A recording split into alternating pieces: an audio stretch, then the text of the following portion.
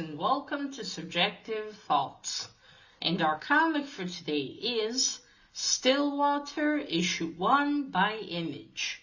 Now there is fighting, shooting, a bit of blood, death, sort of, and weird shit in this one. Oh, and also killing. So if you are in any way squeamish, you have been warned. Also, spoilers. Alright, here's the team.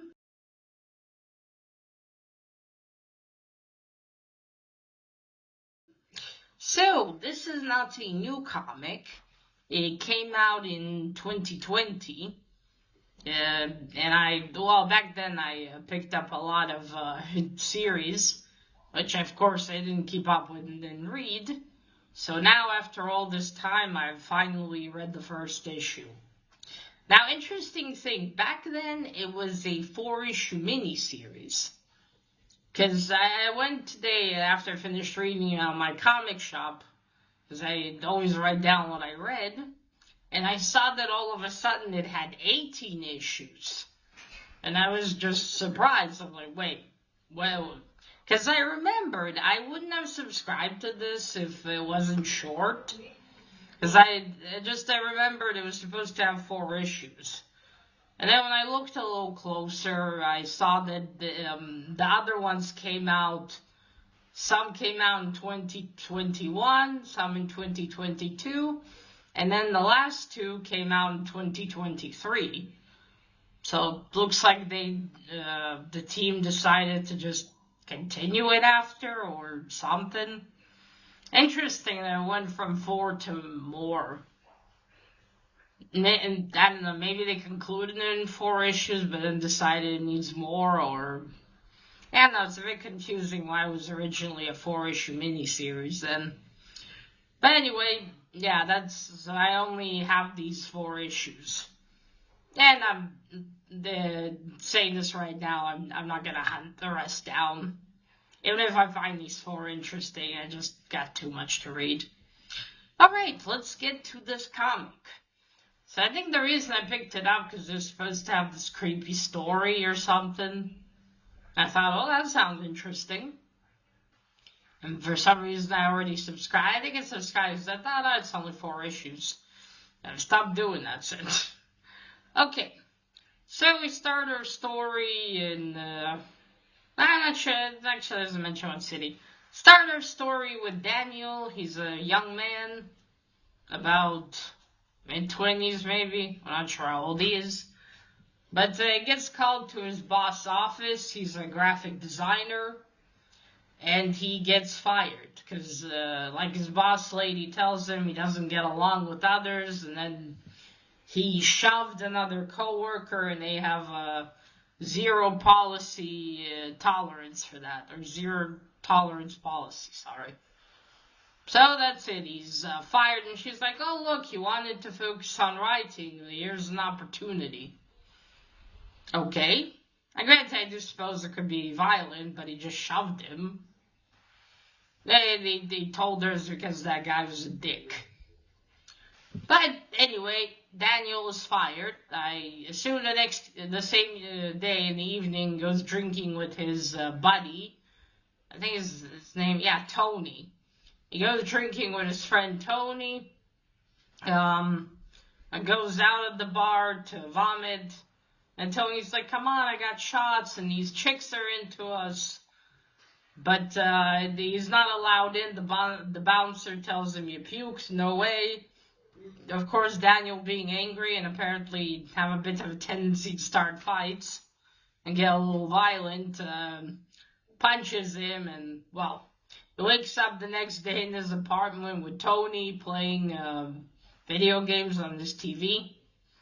Or almost, anyway. So Tony tells him, hey, you got punched by the bouncer, and then more people wanted to get in the fight, and I dragged you home. Then there's a knock at the door. It's 2 in the afternoon as well.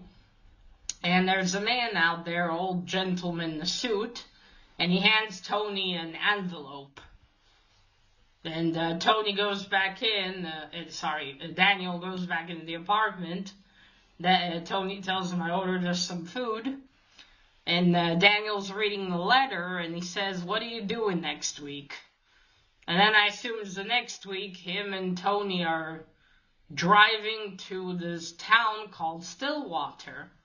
So in this letter, it says that Daniel has some great aunt or something that left him some sort of estate, and he needs to go there to claim it, or something like that. Now, it sounds very, very fishy, because both of Tony's parents are dead, so he has no one to ask even. Along the way, they stop at a gas station, and Tony goes in to buy some snacks, and then he asks the girl that works the counter, do you know about Stillwater? And she's like, "Never heard of it." And he goes back out, and they keep driving, and Tony finds that weird, and she doesn't know. They keep driving. Now, there are no signs that point to Stillwater whatsoever, but somehow the map in the phone does. I guess it has information of all old maps. It's a weird detail, but I'll get to later why that's weird. Okay, I forgot to say it in the video in the end, but also about the town, why is it that they removed all the signs, but in the phone it finds it, Granted, it might do with the fact how old the town is and how long ago this, whatever happened with this curse. But again, it's just funny that in the phone it shows you how to get there, but all the signs have been removed. And also, another thing I forgot to mention, they killed, they want to kill Daniel and Tony, because obviously, they don't want them to tell about what they saw. But again, back to the map thing, can't tell how much technology they have in their town if they, don't get out of it, really, and things like that. Because again, it's just funny that the phone found it. I don't know, what I don't get is, right, because maps would have to update, right? Especially if they're on the phone, they would have to update into, the newest thing. Although I guess if there's no update about a certain area, the map stays the same, doesn't it? Anyway, yeah, I just found that funny that with that they managed to get there. Well, that's it for that. Anyway, they keep driving, but then there's a cop car behind them suddenly. And they stop and it's an officer, did we speed or something? And he asks them, "Where are you two heading?" And they tell him Stillwater. And he seems a little weird about it all of a sudden. But then he's like, sorry, it's just been, don't get many visitors here, been a long time since I got to be bad cop, and all that, and then he's like, "Have a safe trip," and he fucks off. But then they keep driving, and they get into Stillwater. And it's, at first it seems like a normal small town, but the one striking thing you notice is it has no signs. Again. No street signs, no nothing. Why? So they're like, okay, let's ask at this diner. They both go in, and the diner waitress is shocked to see them, because it looks like no one ever visits this place. And Daniel asks her, "Hey, do you know this lawyer firm?" And she tells him, again, at first she's completely, doesn't know how to react to them.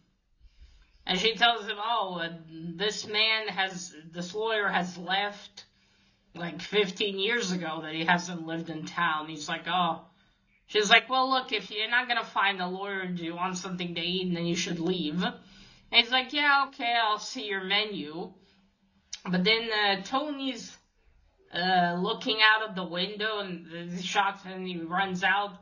There are two children playing on the roof of the building opposite of the diner, and it looks like they're gonna fall or something. Tony gets out of the diner and yells at them "Hey, stop! That is dangerous." And then one kid shoves the other off the roof. And he falls and there's blood. And Tony and Daniel run out to him. And Daniel's like, quick, someone help. But the only two people in the street, a man and a woman, just don't react. Nothing. And it shocks the two of them. But no one's, a kid just fell off the roof. So Daniel picks up the kid and says, Tony tells him, don't move him. But he does, and then he asks the woman, doctor, hurry. And then she points him to a doctor office that's like right nearby. And they go in, and they yell, quick, there's an emergency. The doctor's coming out, he's cleaning his glasses. And they're like, all right, I'll be right with you. What's the problem? And then he sees that they're strangers. They bring the kid in, because when Daniel approached him, the kid moved his eyes towards him, so holy shit, he's still alive. So he puts him on the examination table, and the doctor's like, look, maybe you should give me some space, I gotta examine him. But then the kid just gets up and runs out. Like fucking nothing happened. He didn't just fall off the roof and supposedly broke his neck. And then the doctor looks at him and said, look, you should leave. Just get in your car and drive out of here. I can't protect you. No one can. It's getting even weirder. Daniel leaves the building. Tony's after him. And then outside, the man that stood there, he's washing off the blood out of the road. And Daniel approaches and grabs him. What the hell's going on here? What? Where's that kid? What happened? The kid's whose blood you're washing. When the man answers, what are you talking about? What kid?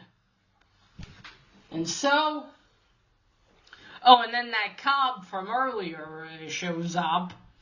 And then once again, Daniel's tendency to start a fight goes in, and he hits the cop, and then the cop hits him, and he's like, I knew you two would be trouble. I should have trusted my gut feeling. And he keeps hitting Daniel, and the man and the woman that were in the street earlier, they grab onto Tony so he can't interfere. And the cop keeps beating him. And he tells him, okay, get a rope, we're going to get rid of these two. And then they're tied up, and the cop takes the truck of the man, and he takes them out of town. But before that, now supposedly that doctor talks to him, but during those panels you don't even fucking see him. And the speech bubble isn't directed it's out of frame. I don't get that, but okay. The doctor's like, you can't, you need to consult the judge, or at least the sheriff. You can't just, and he's like, fuck off, don't tell me what to do, and he drives off with them. So they're outside of town, there's already people there, they start up a big fire, and then he starts in my town, no one gets hurt, no one dies, I like to keep it that way. Oh, also, I forgot to mention this, Daniel had a black eye from the fight with the bouncer, and it healed while they stayed in town for a little bit. And he's like, shocked. And not shocked, but then Tony tells him, Daniel. Anyway, back to them being there. Is and then the cop starts saying, every minute I'm out here on the outskirts of town is a minute out of my life. And then he kills Tony. And Daniel's like, no. I'll kill you. And then there's another man starting to drag Tony's body to the fire. And then looks like Daniel's about to be shot as well. But then a car arrives, a woman jumps out of it, and she's like, no. And then she runs towards them, she gets on the ground, hugs Tony, and she's like, my boy. And that's it. That's where the issue ends. Okay, so first cover. Now this is an interesting cover. You see the town there behind. the vines of, or the, well, I guess it would be like blood arteries. And you see a woman, but she's a skeleton with hair, and she's holding a baby. And I do like the design of this one. I'm also glad they, normally I don't like yellow, but here they make good use because you see it stands out. I think if they made that white and then everything else is white, it would have just blended in. I like that it's striking against the red, which is very good. So that's a good cover. Okay, now for the art style. Okay, so this here is Daniel. That's his boss lady, the blonde one. I don't like, by the way, how the names are here. It's a cut. And it's not even. I don't know. Anyway, this is the art style. It's decent enough. I can't say it's anything to write home about. Hey, look at that. Those faces are way too blurry for how close they are. Oh, look, I think that's the Iron Giant. So, yeah, you see, again, it's decent art. Nothing great. Oh, look, there's Wesley. So, yeah, there we go. The colors are good, though. Okay, there's some more Daniel. Okay, that's Tony over there, the blonde one with Daniel. They're outside this club. What a name. Other people's problems. Couldn't pick something shorter. So yeah, it's the art. Again, it's okay art. Nothing amazing. Alright, now the story. That's definitely intriguing, isn't it? And definitely something's going on, because, yeah, it looks like this town is very guarded. They make sure no strangers come in. And probably have some kind of, if what you call it? If a stranger probably wanders on the road to the town, they probably tell them how to get out of there. So there's that. So that's all very, well, obviously it's very guarded. So someone sent the letter to Daniel to get him to come back to town. And then there's, of course, that old man. I wonder if he knew. So I think he wished him a good day and good luck, maybe? I can't remember now. Did he wish him good luck? Wait, let me check. So if he did, he might be in on it. Anyway, yeah, something's going on. There we go. Good day, Mr. No. Just good. And he just says, nothing of the sort, simply a letter that required a specific timeline for delivery. That was it. Kind of makes me think like he knew. But again, I could be wrong. But yeah, it's very intriguing. So it looks like something happened to this town. That people don't die in it, and if they get injured, they immediately heal.